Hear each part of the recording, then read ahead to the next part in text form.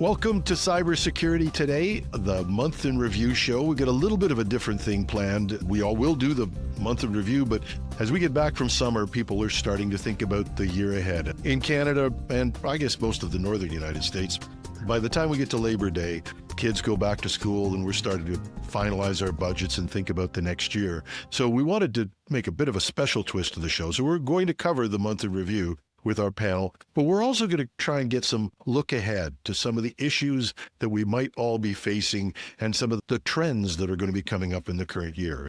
I'm going to introduce the panel. Tammy Harper, welcome back, Tammy. Can you tell us who you are, where you work, and just a little bit about yourself for the one or two people who haven't heard about you yet? Hello, everyone. My name is Tammy Harper. I'm a senior threat intelligence researcher at Flare.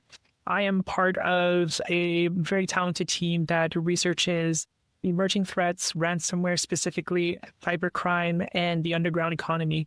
We try to stay at the bleeding edge of what's out there and make sure that we can develop TTPs and IOCs for companies that can stay ahead of and defend against these new threats. Yeah, happy to be here.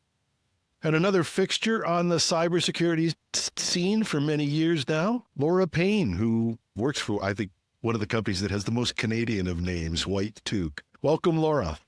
Thanks, Jim. My name is Laura Payne. Happy to be here again. I spent my time at White Toque mixed between running the company and supporting our clients with consulting services. And we are Canadian, but we operate outside of our borders as well. We are always glad to bring the toque to people who otherwise might feel a little unsheltered. I love that. We're bringing the toque. And to two guys with hair that's going, the toque is very important in the winter. David Shipley, my partner in crime, co-host of the show. Welcome, and also has a daytime job as well. Welcome, David. Thank you so much, Jim. It's always fun to be back here. It's always fun to surround ourselves with like brilliant people, Tammy and Laura, and dive into this stuff. And yes, my day job is running around or being led by the pack at both around security these days. The best part about being a CEO of a startup is eventually you get to fire yourself from all the things and watch a new generation take it all over. Great. Free. We don't do commercials, but are you ready to announce your new service, or is that okay. Secret? It is not secret. We just announced today something really cool that we're excited to get into. So we've been doing employee-based cybersecurity awareness training since 2017 and doing some pretty cool things.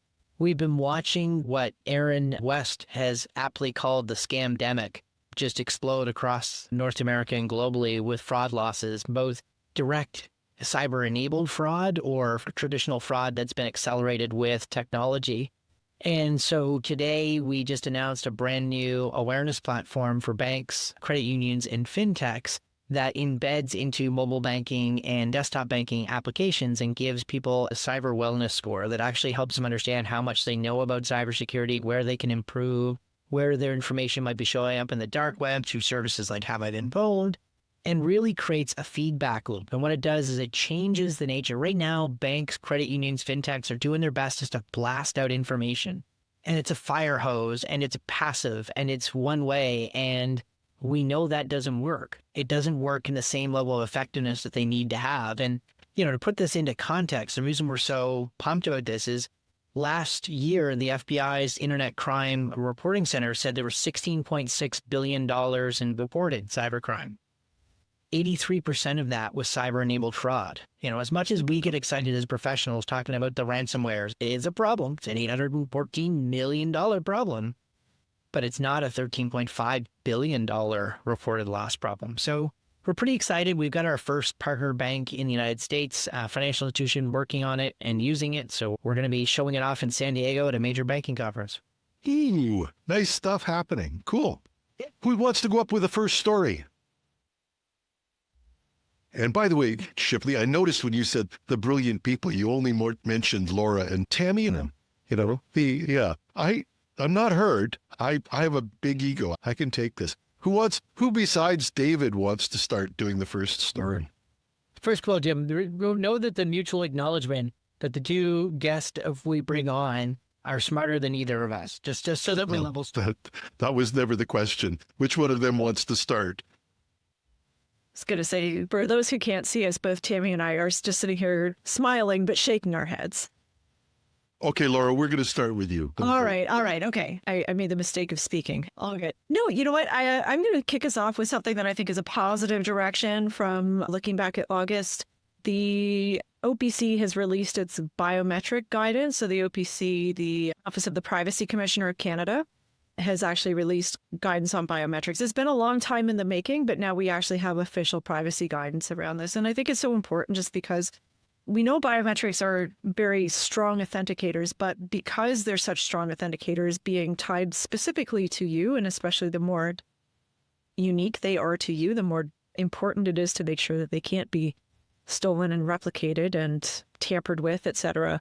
They really do deserve appropriate attention. So there is now official guidance for companies that collect biometric information as far as what's considered the appropriate guardrails, what the principles of privacy around them are, and what makes, also some definitions and delineations around different types of biometric information, since it's not all created equal, and how, again, the more sensitive it is, the more important it is to protect. A finish line crossed for one of our national organizations.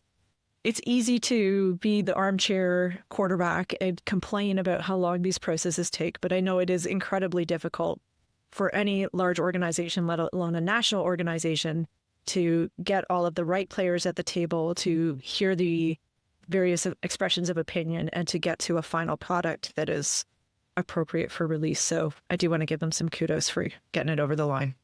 Yeah, it is great to start on a pause on that side. And Laura's smiling for those who are listening in the audience, just like, okay, where are you going next with this? Wouldn't it be amazing if our federal privacy commissioner actually had the ability to enforce said policy and guidelines? That would be fantastic.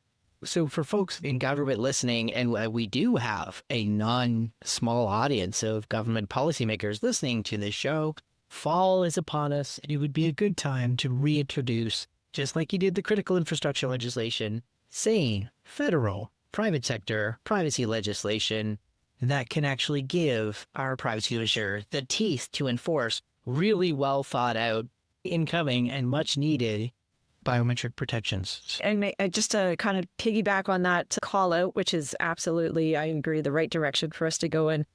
The writing and the analysis around this that I've read does call out that Quebec is already ahead of the rest of the nation as far as how they've been approaching it. So there are examples we can draw from and follow within our own country for that type of, how do we get further along the enforcement spectrum? So leave that thought with folks.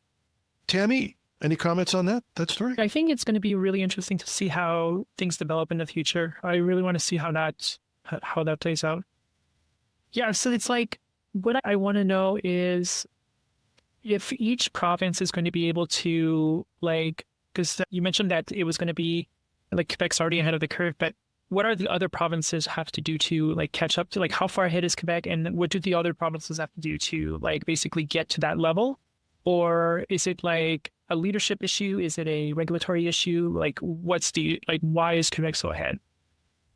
Well, it's interesting because in the horse race that we had in Canada, initially it was British Columbia and Alberta were kind of leading ahead in the charge in this, but really they were all kind of pre-GDPR, pre the big European change where, oh my God, these fines could actually mean something to me.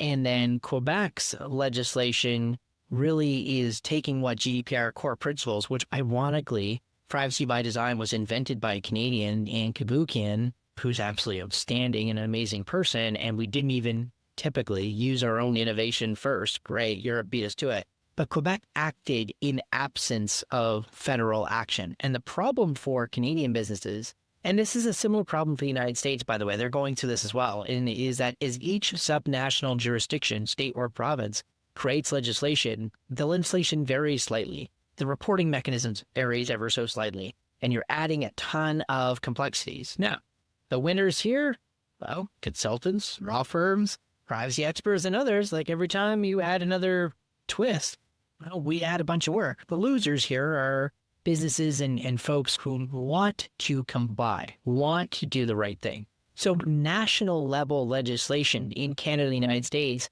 is more cost efficient, it's better, and it's also, I would end on this point, more fair.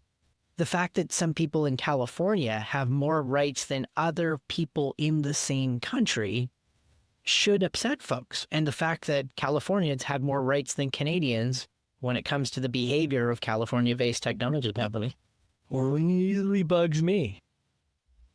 Yeah, this gets down to two issues, though, and that's one, and it happens in the States and it happens in Canada, is the conflict between the federal jurisdiction and the states and the provinces. This makes me crazy because I understand why various levels of government want to have their own approaches to how they build roads and whether they have hospitals and all that stuff. I get that totally. But cybersecurity, all this does is slow the process down. And I'm a big believer in biometrics, especially as a secondary identifier. You know, I'm going through this big thing right now where I think I might have been hacked. I'm not sure. It's a common thing where you're always worried about it. But I'm absolutely confident that certain accounts are fine because they need two-factor and they need biometric. And, you know, so this is something that I think really is something we need to really be pushing. Passwords, you just don't make it anymore. And I think we all know that. But disagree or agree with me on that. I'm happy to have a debate on that. But I think it's one of the things we need to talk about. I think what it really highlights too is how much policy and direction is aligned with culture. And I think that's why it is so difficult to get federally organized on some of these things, where a province like Quebec clearly prioritized the desire for people to have additional protections around privacy.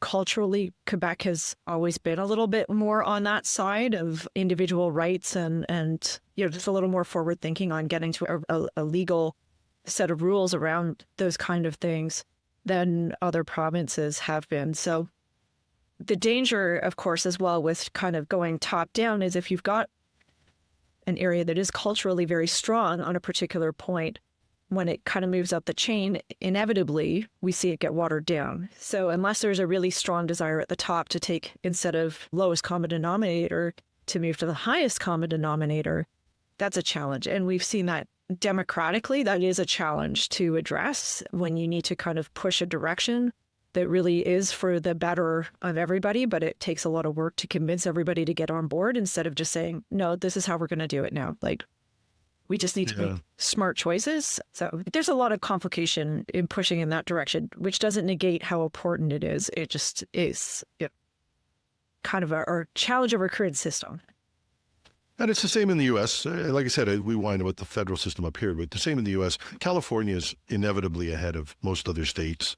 And I've seen them mostly on AI legislation come forward with some stuff that made real sense and then have to back down because of federal pressure. So maybe my idea of the federal thing isn't the best in the world either. Sometimes I have these half-baked ideas. I need to just fully bake them. Yeah, I'll segue into the story that sort of caught my attention and lack of government leadership in this particular space. So earlier this week, it was brought to my attention a really interesting proof of concept done by two cybersecurity researchers who built a series of AI processes and systems to go from a published critical vulnerability and exploit listing for a given product or service, read those things, and iteratively develop exploit POCs, proofs of concepts for them. And what was absolutely terrifying for me was they figured out how to do it, that the average time to generate an exploit was 15 minutes, but the cost to generate a workable exploit was $1. This comes in the backdrop of a really nasty Microsoft hybrid exchange environment vulnerability that may have been responsible for the breach of the House of Commons here in Canada, judging by the timing of the particular attack, the timing when that exploit was announced. Fingers were pointed at poor old Microsoft for this one. Two leading suspects, and this one looked a lot like the leading candidate. But what was interesting about that is, they were given a patch timeline of a couple of days. Particularly, this is the one CISA in the US said, you've got to get this patched in 24 hours. And now we're talking about patch windows from exploit publication to you could get pwned in a couple hours. We are not prepared for that. The only real viable way forward is to improve the baseline quality of our software products and have greater accountability And I say this is a company that prides its SaaS. This is greater accountability and more restrictions on limitations of liability to ensure that they are not moving fast and breaking things because YOLO, not our problem. We've got that sweet, sweet indemnity clause in our licenses, changing fundamental behaviors at the start. But the Trump administration has absolutely gutted all of the Biden era guidance on this, from we need to move to memory safe programming languages to security by design and holding companies accountable because regulation bad. And now we're in an arms race. And to put this into a medical context, we've just discovered that superbugs are running around in our hospital really, really badly. And there's such a non-zero chance that they're going to bring down a lot of patients. And we're like, meh, washing hands and hygiene standards, too much regulation.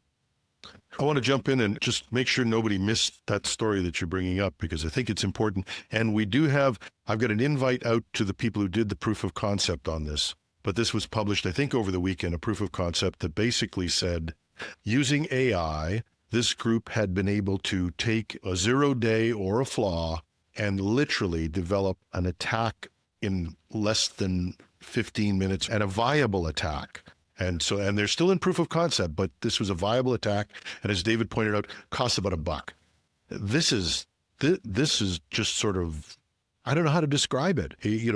We're getting to the point where the reality of where we patch is a problem.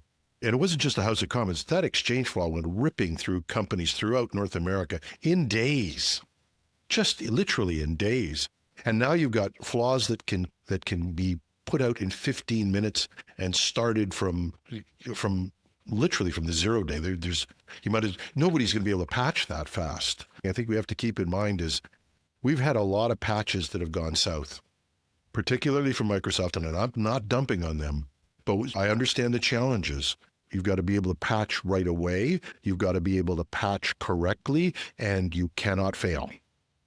Well, it almost feels like there's a terminal velocity to patch speed, that like approach this particular speed, and the problems you're causing by moving at this speed are almost as bad and then cross over into worse than the threat you're facing. It's almost like a maximum viable patch speed. I don't like where the math is heading on this one. So that's just where my head's at on this, is that better quality in code. Like, I feel like there's two things. I just want to give a shout out as the resident culture critic to one of the best uses of a meme so far, the security researcher post. For those not familiar with the common Invincible, which was a great comic series and now a popular Amazon Prime series meme where the father's talking to the son. In this particular meme, which, you should look up yourself, it's like, so I need to learn Ruby first to build a Ruby exploit? And the father goes, well, that's the neat thing. You don't. Right? So the skills lowering on exploit development here, this is going to do for exploits what scripts did for script kiddies. This it is no BNO for everybody. One very interesting point about threat actors leveraging AI more and more is a story that came from two researchers this week. They said that they've had found the first instance of a fully AI ransomware.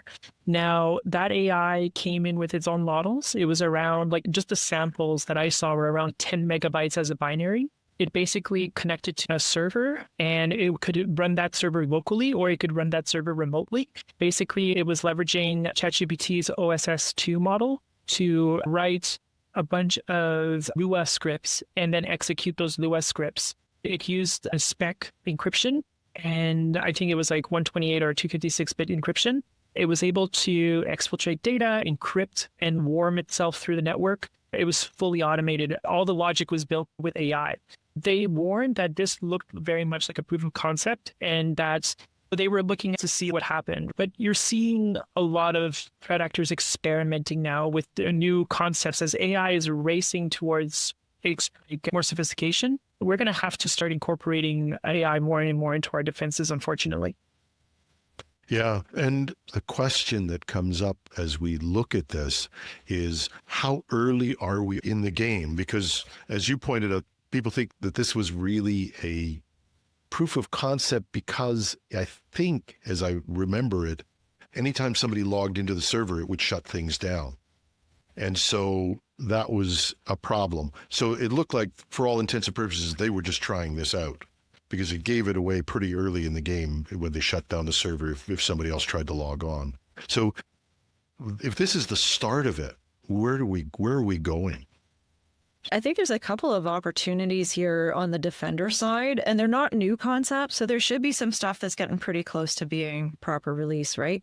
But the concepts of virtual patching, which leverage AI machine learning services, again, to be more flexible on the proactive side and more quick to patch. So that's kind of on the like the positive, like what can we do that's going to be really, potentially as swift on velocity as what the attackers are doing.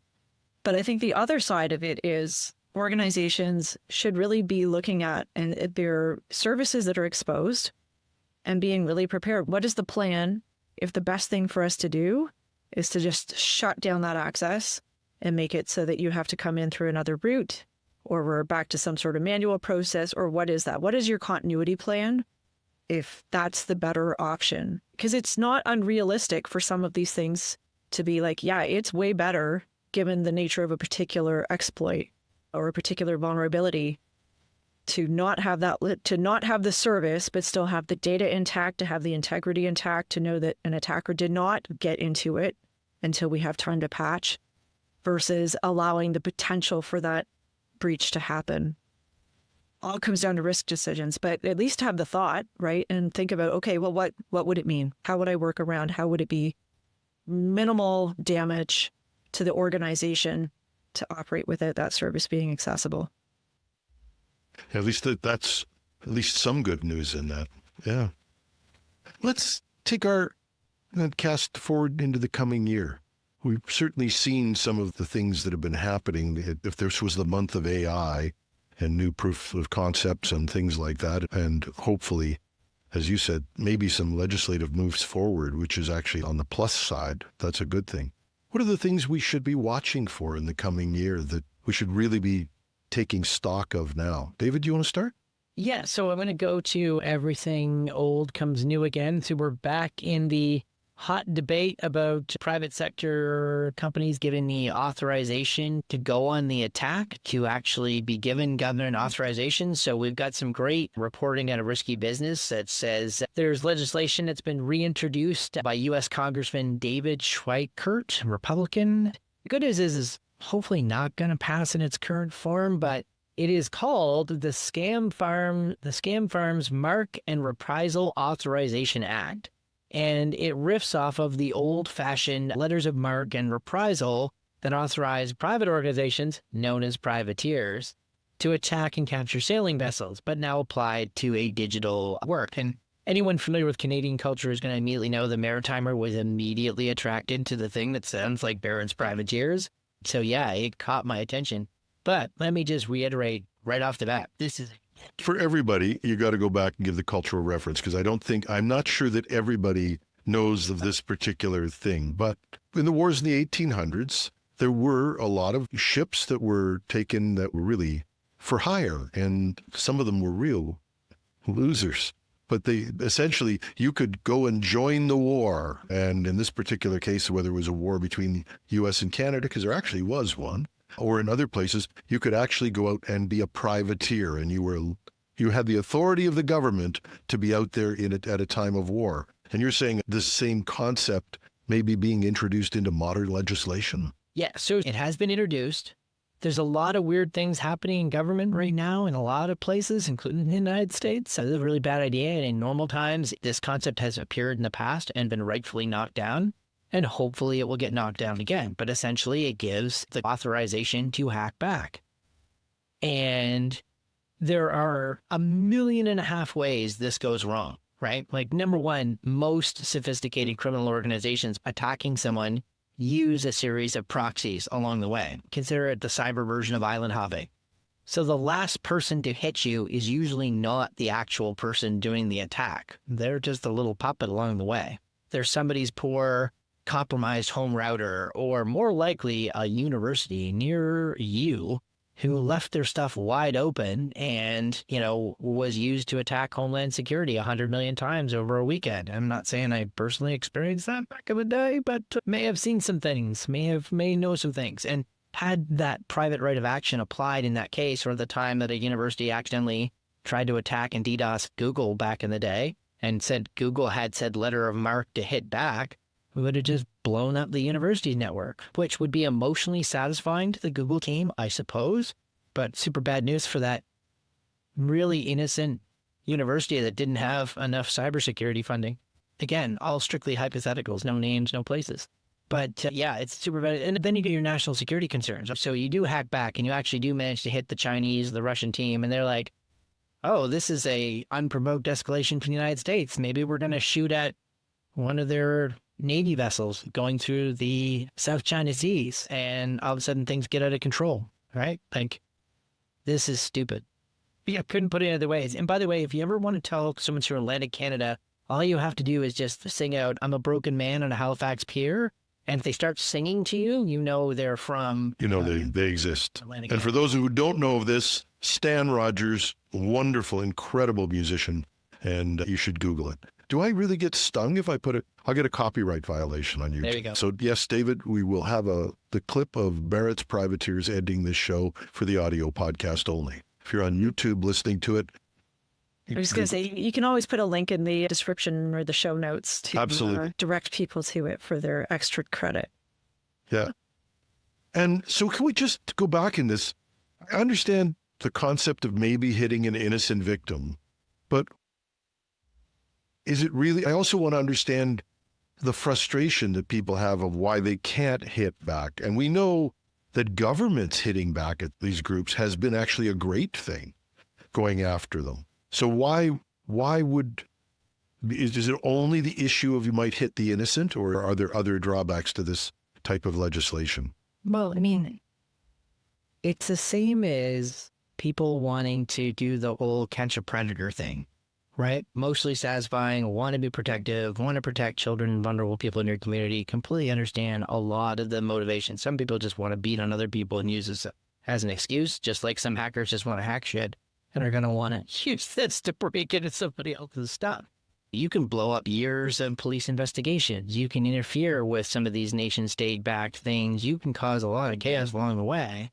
And you could hack something that enables a proportional response cover from a hostile nation state. Say, well, you guys started it, and, we were just responding proportionally. It's, there's no such thing as mutual assured destruction in cyber. I mean, that's a wonderful, awful thing about nuclear weapons and that form of conflict is you know who fired it, and everyone knows that if you fire it, you're going to get a response, and it's going to be awful, and you don't do it. Cyber has no equivalent concept of mutually assured destruction. It has this amazingly awful, warm, comforting blank of plausible deniability. And I'll play a little bit of devil's advocate on this one to David's point. As with just about every idea and every policy, it's all about the implementation, right? I've seen things that were directed and sounded like great ideas, and in the implementation turned terrible. And I think this has the potential from something that, if it is implemented in a very loosey-goosey fashion, that's the official term for it, by the way, loosey-goosey, that it could be it could be very detrimental, but also implemented correctly, because it's not like, it shouldn't be, okay, I'm going to say it shouldn't be just anybody can put their hand up and say, hey, this was an open letter, now I'm approved to go do whatever I want. It's like, no, it's not like you just got to be a privateer because you got on a boat one day and said, hey, I'm a privateer now. You were approved and effectively, in a sense, hired. The pay was your own to make. There were certain rules of engagement around it, and certainly in a modern concept, some sort of sense of, there are appropriate steps to go through before engaging. It's not a free-for-all, and that if you break the rules, you're out. Like that, it's not a carte blanche to do whatever the heck you feel like. So again, implementation. I'm not saying any of those things have been done or considered. I have no idea.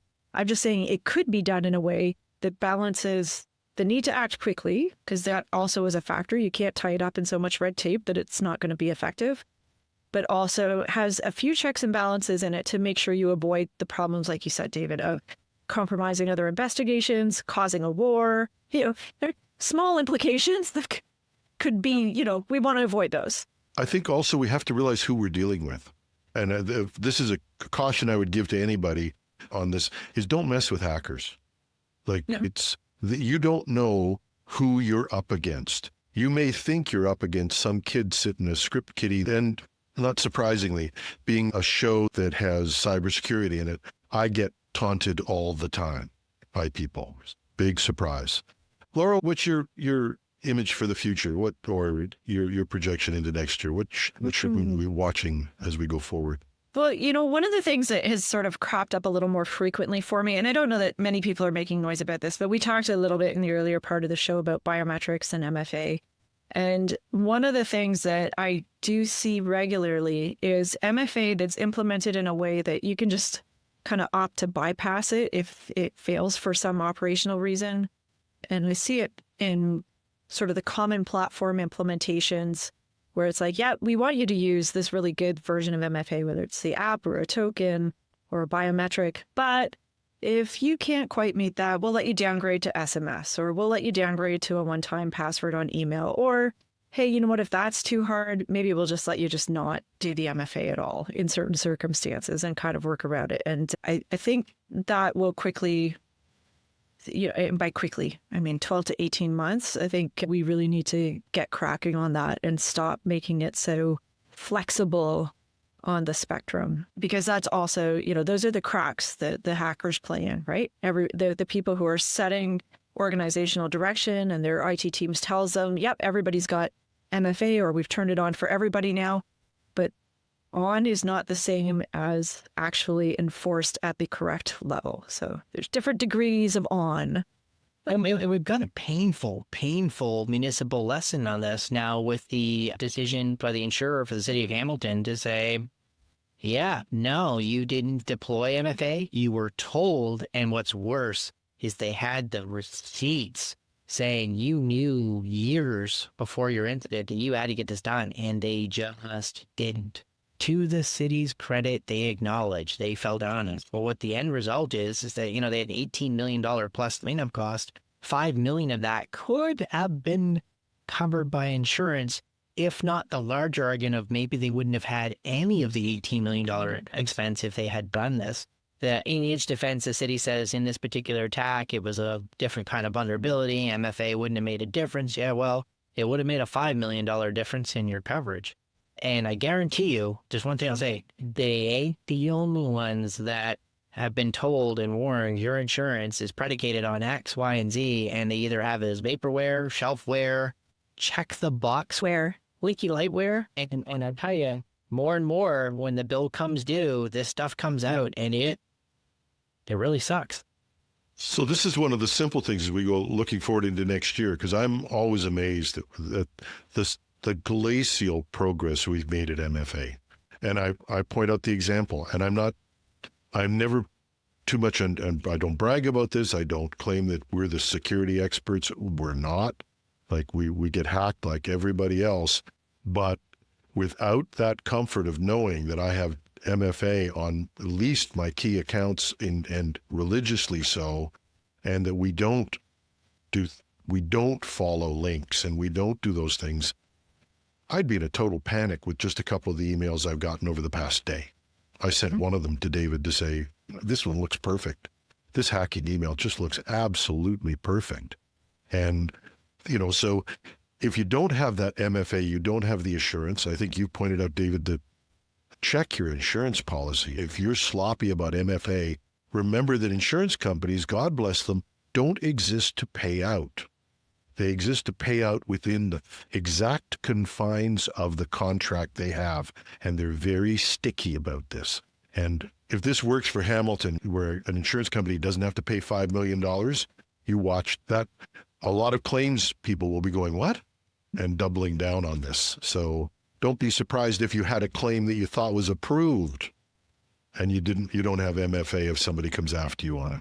I was just going to say, sadly, I mean, this is one that made it public, but the number of insurance claims that have been denied over the years, right? And people don't understand, right? Paying your premium to get your insurance is worth 0 if you don't do the things you said you did. And you're the one who answered yes or no, right? You told the insurance company whether you put this in place. You told them whether you had anti-malware on all of your machines. You told them a number of things, and they're simple yes/no questions, which means there is some where a question's answer is gray, right? Can create maybe some challenge.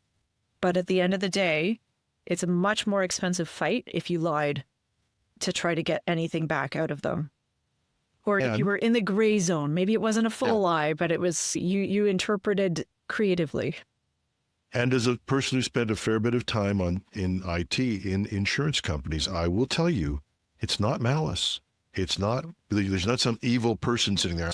When times get tough, when margins are challenged, instructions come down, make sure you are being doubly careful. And those instructions, no doubt, have gone down on cyber insurance many times. And that is to say, be doubly careful to make sure that everybody's dotted every I and crossed every T in that policy. And you can hate the people who do the reviews, the policies enforcement. They're just doing a job that if they didn't do, they'd get fired. I know some people in the insurance industry, and they do care about their clients. Like the best in that industry, they view what they do as what it can be. It can be that lifesaver. It can be that help. It's that ability for people to pursue their dreams with a safety net. But there's a bargain. There's an understanding. There's a contract. There's a mutual obligation that, it's not just a one-way thing. You didn't buy the ticket to the movie and they now just owe you X. But there are two components to insurance, and this is what we have to realize. The people you're talking to and dealing with, whether it be brokers, whether they be salespeople, whether they be whatever customer-facing people, are in a different side of the organization from the underwriting. And the underwriting are the people who make the rules and say, these are the risks we're willing to take.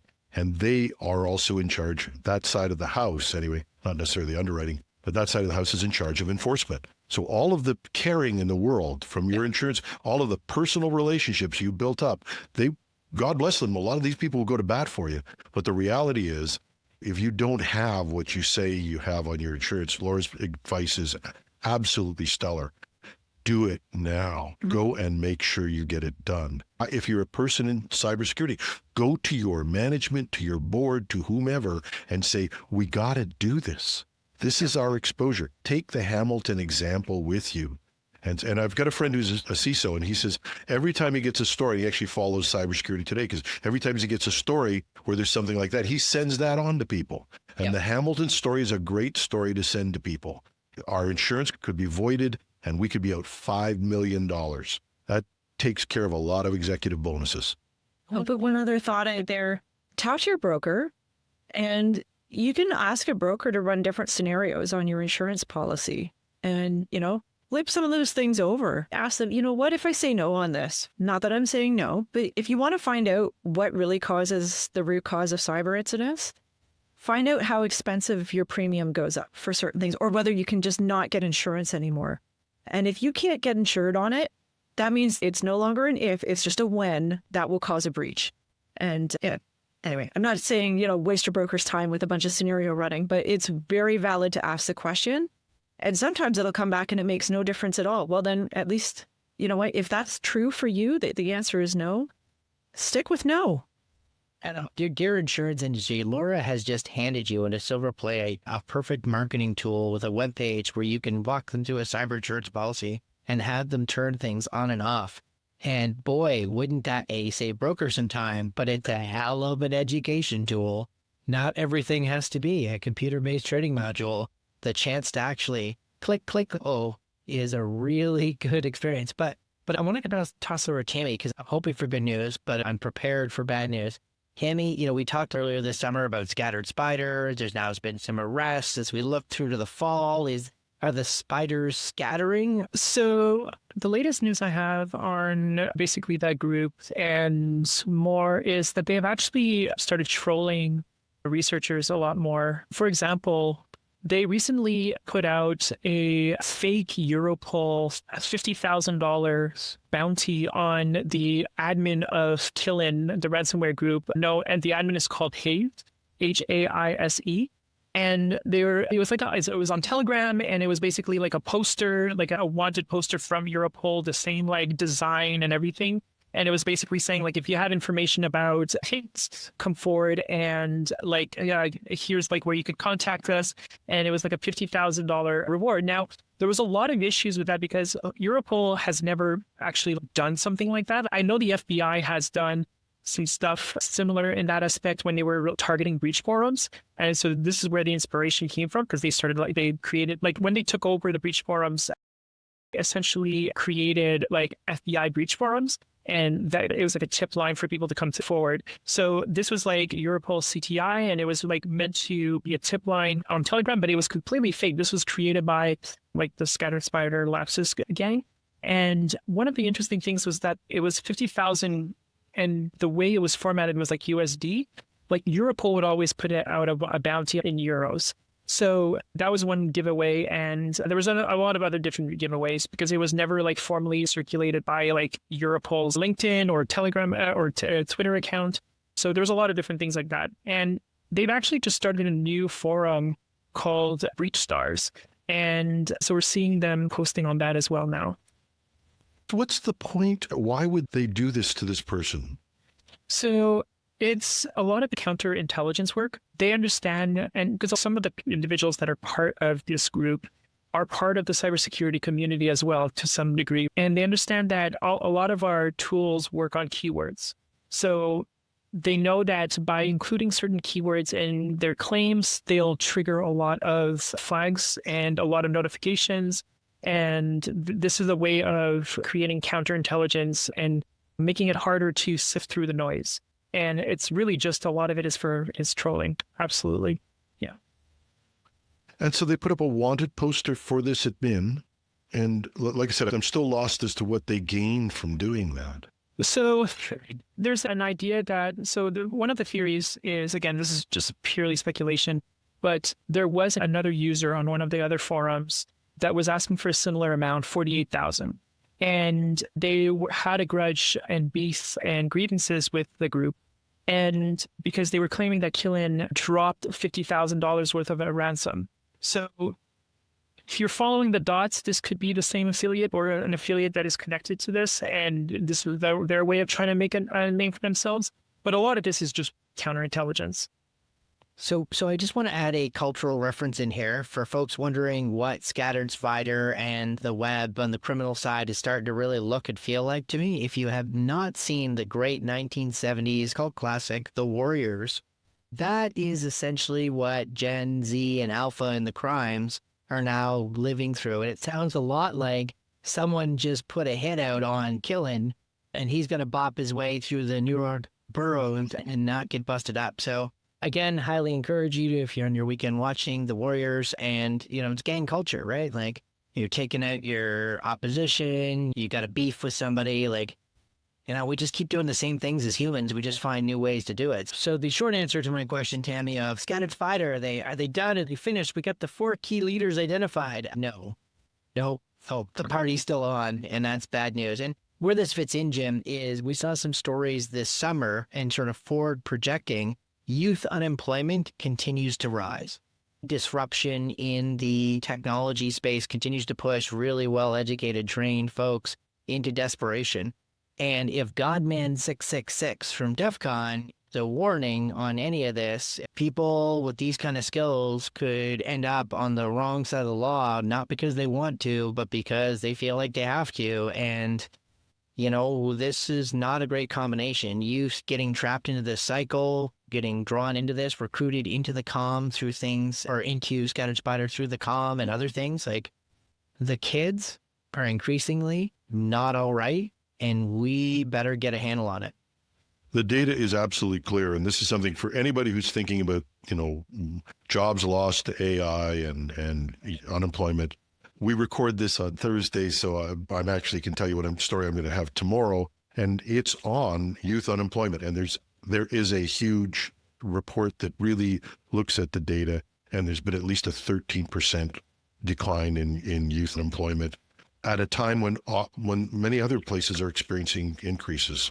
It is their theory that these youth are the most hit by AI. When you start to see the number of jobs that are for entry-level programmers and tech people, yes, there are a lot of people with technical skills or technical interest who are not getting jobs. That's a huge social implication. But also, Tammy, I just want to go back to Scattered Spider, because I read a thing today, and I'll probably be doing a story on it as well, is they are just famous for social engineering. And if everybody's followed it, a number of CRM systems have been compromised through OAuth and through other things. And what they're getting is an incredible amount of data and information on people that allows you to do social engineering. There was a huge piece that was just published on this. Are we going to see more social engineering from this group as they're reforming?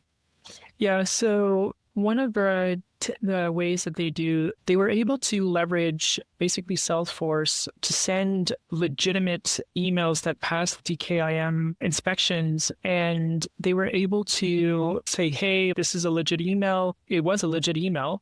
And they were basically saying like socially engineering through that vector. So they are very motivated. They are very technically skilled, and they are very cunning in it, is the way to put it, when it comes, and really tricky when it comes to like trying to deal with them. They're not to be taken lightly, even though they're young. They're absolutely need to be respected and not to be taken lightly and not underestimated. And just something I want to go back to, Jim, is that, you know, when I hear techno-utopians tell me that security controls are going to solve all of our risk and we don't need to educate people and improve awareness programs and do phishing tests, I love reminding them of stories of, hey, you know that cool DKIM, SPF, DMARC protocol that you still haven't fully properly implemented everywhere? Even when it's there, it can still be abused because actually it can inflate trust in other ways. And what a great example. Like, yeah, these kids are not like, they're not dummies. They know how to do this stuff well. And it's, you know, we're seeing other attacks on Salesforce right now that, you know, this may be a good segue into what does the future hold. So we had attacks leveraging authorization theft, essentially, you know, identity access theft that target AI access. And so through Drift AI into customer Salesforce instances to extract large corpuses of customer information. So, you know, I was talking to a reporter and I was just shaking my head about agentic AI and other things. I was like, wow, just when you think, you know, it's safe to go back in the water, some brilliant technology comes along and takes the most effective attack method for human beings, social engineering, and says, let's bake it into the AI now. Awesome. So now we can social engineer computers too. Sweet. Yep. It's going to be a challenge. One of the new open source models for AI that OpenAI released has been automatically integrated into the attacks. And these things will just get better and better as we go forward. And one thing about what the fall is going to hold.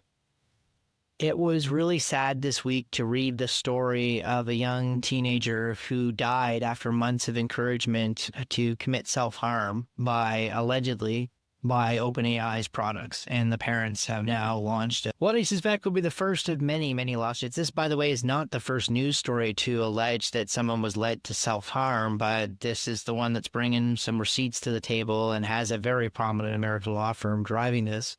And it's coming at a time where the lie of prompt security or prompt-based security is really unraveling so fast. And I think the analogy I used about some of these large language models is that, you know, imagine a massive urban landfill, garbage disposal facility, and that eventually they just covered it all up with dirt and turned it into the mountain of garbage into a ski hill. And they made it look pretty, and they did everything else. But as you're skiing down that ski hill, occasionally you catch a whiff of something awful, because below the surface is a lot of garbage. And you can bury it, but if you didn't clean that garbage out, garbage in, garbage out, and there's a lot of harmful content hidden in these ones. But it's not just OpenAI, by the way. Meta has a similar lawsuit out. These things, the tools that are being used in AI are dangerous in those aspects. We should be doing something about it.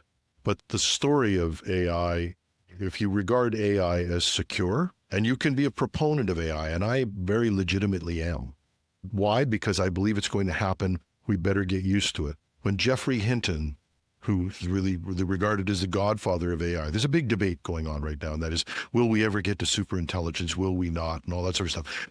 Who cares? Geoffrey Hinton, we regard as the godfather of AI, said, I tried to warn you that we had little time to prepare for this. We have less. And that's basically what he's been saying. And in the security end of this, first of all, you have two elements. One is it isn't secure.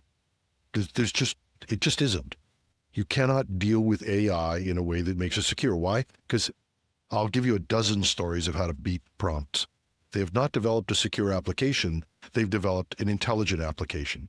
That's piece one. Piece two, the idea that you can somehow hope that OpenAI or Meta or somebody will protect you by keeping these things safe so that they don't attack you is gone. There is so much open source, open weight models released. They're not going back. Pandora's box will not be closed.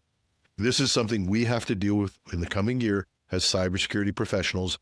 And I don't sense that we've really prepared for it. I mean, I felt that we botched MFA, like that we just sort of lottie-dawed through that.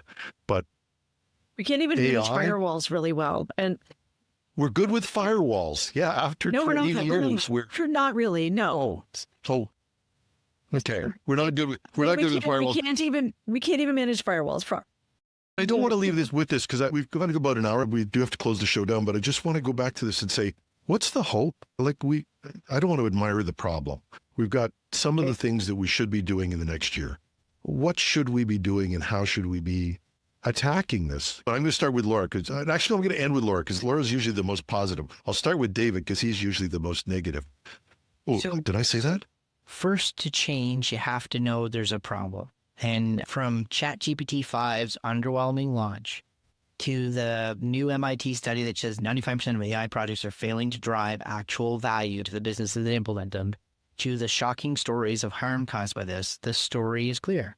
The initial exuberance, this is magic tech that's ready to go, that bubble has been burst. And from that, we can march towards a pragmatic, useful, safe approach to intelligent software and to reap some of the tangible benefits that we have seen the tantalizing future potential from. Like Jim, I will fully acknowledge that a future of humans and technology together working more intelligently to drive better outcomes is bright for us. If we listen to the Geoffrey Hinton warning in its truest sense of stop, pause, fix it, get it right, and don't trust Meta, the break things people, careless people, and apply critical thinking, there is hope if we pull out of the nosedive dumpster fire position we're in now.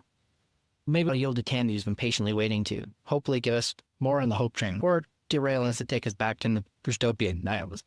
So there's this really amazing research by Daniel Kokokoko, Tajlo, Scott Alexander, Thomas Larson, Eli Leaflin, and Romeo Dean. It's called AI 2027, and it is a fantastic research paper. You can download it for free. Essentially, in that research paper, they create this fictitious open brain company, which is modeled around Anthropic, OpenAI, and Google DeepMind.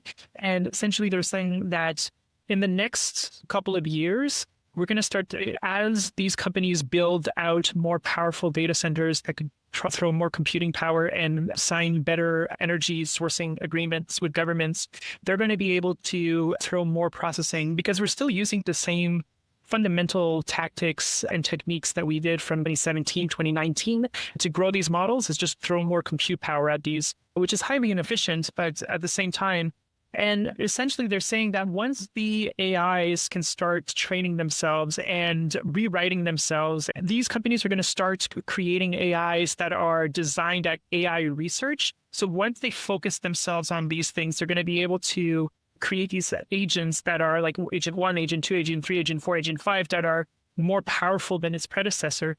And a lot of that, for times, the models that we see at the public side are not the best models that these companies have. These are the models that internally they have way more sophisticated models that are creating the public model. And so what's going to end up happening, according to this research paper, is that as more people start using the public models, and these are more efficient models, we're going to have to change regulatory stances. Employment is going to really be affected. And then you're going to start to see like geopolitics really getting affected. And because there's a whole concept of AI black boxes where you have like, can you understand the AI anymore? Or essentially as well as like, can you trust the AI models? Are they lying to you? Are they misaligned? So these are all things that we have to figure out. And the only way to really do so, and I'm going to basically wrap up here, is to say that we have to pressure our governments. It's really just pressuring our governments to implement regulatory policies to try to put guardrails on this. It's the only thing we can do, I think, at this point.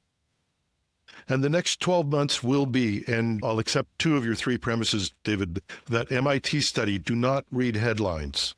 They said that 5% of AI was delivering a financial benefit. They didn't say that 95% of AI projects failed. That's been a popular misunderstanding. And as I pointed out with cloud, when I first started talking about cloud, I think probably 15 years ago, you could tie a pork chop around my neck and the dog wouldn't play with me. Then we got to the point where people would come to my sessions and they would say, I'm here to find out about cloud because I want to know how to argue against it. And then 5 years later, you'd meet the same person, they'd be coming to one of your sessions, they'd be saying, I need to know how to adapt to cloud. And through that whole period of time, there were objections. Everybody said that cloud would save you money in the first part. Everybody realized it wouldn't, and we moved on. It is now the dominant way that we offer IT. AI is going to do that under a whole compressed time. Whether we like it or not, it's happening. The immediacy is in the stuff that you're doing, Tammy, right now. The tools that are being put in the hands of groups like Scattered Spider and hackers, we need to cope with. At the same time, we need to cope with the vulnerabilities that we have in our own AI implementations, because I will guarantee you another thing, just from the trend of history, is that if you try to regulate against AI in your corporation, people will sneak it in. Executives will bring it in. How do I know? They did this before with SaaS, and they'll do it again. So we have to get a strategy for dealing with this in the coming year. Just a quick thing. I want to own the mea culpa on that bit, because I just spent Saturday's episode getting upset at people for missing the point of some research. But the thing about that MIT study, you're right, that what it said in terms of the financial value. But the other part is anybody who's been around the block about IT failure rates knows that new complex technology, enterprise resource planning, customer relationship management systems, they had staggeringly high failure rates initially. And it had nothing to do with the tech. It had to do with, do you understand the business problems you're solving? Do your people feel bought into it? Do you have the right change management process? And so I just wanted to own that for a second. I should have delivered the nuance on that, is that we have a chance to stop, pause, figure out how to do this technology in our businesses and organizations well. So I'm just going to own that moment. And Sensei, thank you for correcting me on that. Yeah, but we have to understand these systems are fundamentally flawed. They are fundamentally security problems just by the way they're designed. This was the way that AI has come at it, and Tammy, you said it quite rightly. They've been experimenting. A whole pile of people playing with this stuff. There's no architecture for security. I think maybe Anthropic comes close, but nobody else is even looking at that sort of stuff. And we will pay for that flaw in the software, especially at the speed it's moving. We're moving at a speed that we can't keep up with culturally or process-wise. We just can't. Laura, what's your hope? I think I must have been channeling my thoughts through David's mouth when he jumped in there, because that was one of the directions I was going to go, is from the positive direction. It's like, you focus on what problems you need to solve. And a phrase that I like using a lot is like, AI is a solution looking for a problem half the time, right? People are like, oh, I gotta get on this AI train, and we're falling behind because we're not getting on board. And if you're falling behind, it's not because you're on AI. It's not because you're not using AI. Understand what is causing, if your business is falling behind, the solution is not why you're falling behind. It's some other fundamental problem. And then maybe AI and those types of machine learning tools or new technology is the solution that will help you solve the problem. But, to that point, understanding what the core of the business problem is, what the change needs to be, and then correctly executing against understanding your requirements or having iterative methodology to try and fail quickly to get to the things that actually work is so important. So yeah, the solution doesn't preclude what the problem is. I don't think I have a whole lot of positive other than just keep your stick on the ice. Or I waited to the end of this. I set you up for this. And what I get is keep your stick on the ice. That's what you get, is my Canadian bit for the day. No, I think there is a lot going on. And another thing that I do very much tap into is focus and simplicity, right? If you stay focused on what your real priorities are, and then look at what you need to do around those to protect those priorities, stay focused, get those things done. Don't let the noise distract you. If you're focused on the right things, the other things will follow. And that's universal advice, but it's very true in tech as well. If you stay focused on the things you need to do to get your objectives met, you can whittle out a lot of time distractions, because to Jim's earlier point, there are so many different vectors that every new service brings to you that you have to make sure that you've thought about. You have to think about, what data are you putting in there? What happens if it gives you a wrong answer? What happens if it's been poisoned and doesn't just give you wrong, but gives you malicious answers? Is it critical? And have you injected this in a critical service? Well, what happens if it fails or makes mistakes? Or all of these things kind of wrap around it, right? So there's a lot of energy and effort that needs to go into success. And it's very possible. We see, there are those 5% that are true successes. And among the 95%, I'm sure there are some that will turn and become successes with more time. But if you're not staying focused and being able to put those safeguards around it and doing the right things, understanding how do you build checks and balances into it, you're not setting yourself up for success. One other thought to share was a couple of years back, I was honored by being a keynote at Sector. And one of the things that I graphed, and it wasn't a real graph, it was just Laura's perspective, was the chart of adoption, right? You see, it's a bell curve, right? And there's no really fixed numbers around it. But, it starts off with your early adopters. And then there's your kind of next phase, right? The people who are your early adopters. And then usually before you get to the peak of the curve, there's a trough of disillusionment. And with AI, because it was so easy for people to experiment as individuals without having to do commercial investment, I really feel like we are now at the point where we did, cross the curve. We're well over half adoption in companies, but this is where the trough of disillusionment is coming in now. And the question is, how much did you adopt before you felt the pain of disillusionment? And if you went too far, are you prepared to claw back? And that'll be a question I think people need to be looking at in the coming months, right? Did we have a plan to pull out of those services? And this is a really negative note to end on. Sorry, I'm not going to end on it, I guess, but the cloud bill south of the border, I think that's another one of those turning points where people are going, crap. I thought we were ticked and tied, that we were safe. The physical services are geographically located where we wanted them to be. There are separate corporate entities, but at the end of the day, the people with the fingers in the systems are in places that are no longer operating as a friendly. There's going to be a lot of work coming in the next few months to say, where do we need to pivot and pull back faster than we were able to go and make the move in the first place? Yeah, and I'm going to... Back on the positive note of that, Laura, I will tell you that this issue, the Cloud Act, the issues of data sovereignty, digital sovereignty. I had a very quick conversation with some senior government folks this week, and it's on the radar. So the good news is, I know the 9 scariest words in Canadian politics is, I'm from Ottawa and I'm here to help. It's my riff on Reagan's famous, but they're not unaware. I just want to end on this, that reintroduction of the trough of disillusionment to the choices that we have to make, because that actually was positive. You really did a great job of framing out, hey, this has happened before with other technologies. We're here. Here's where we are in the journey. Tammy, you look like you got something to say. I don't want to leave the show without you. You did. No, I was just, that was such a fantastic way to put it, Laura. I think, I'm just going to go back and say what I said before, which is we have to pressure our governments to put some regulatory pressures into this and not to cave into the corporates profit seeking, we need to make sure that everyone is taken care of and that this is actually going to be right for us. Yeah, and I'm going to leave us on one note, and it will go back to what you said, Laura. You're getting the gold star for this edition, but the issue is, in our jobs as cybersecurity professionals, we have already been swamped with just the regular, keeping up with all the things that are happening. We now have to face the fact that the things that we might think of as outside of the technology range of our jobs, legislation, digital sovereignty, social issues, and the colossal speed of technology, all of these can seem a little overwhelming. But Laura's advice really was important. Keep your stick on the ice. It's better to do something than to do nothing.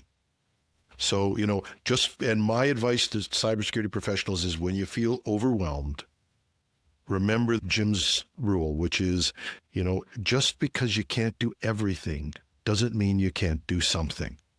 And as we go back to this, if you're feeling sort of hopeless about this, go back to the fundamentals.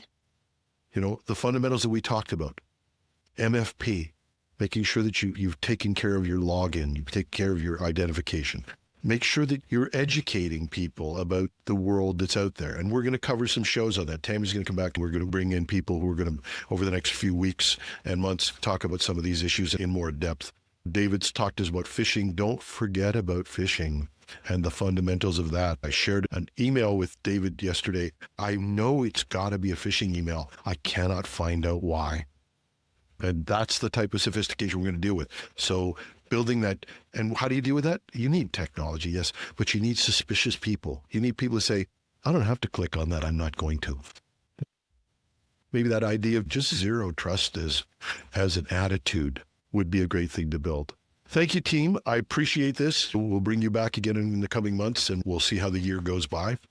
I want to give my thanks to Laura Payne from White Toque. Laura, thank you very much. Thanks for having me again, Jim. Tammy Harper, wonderful to have you back, and we'll be talking to you more in the coming year. Thank you very much.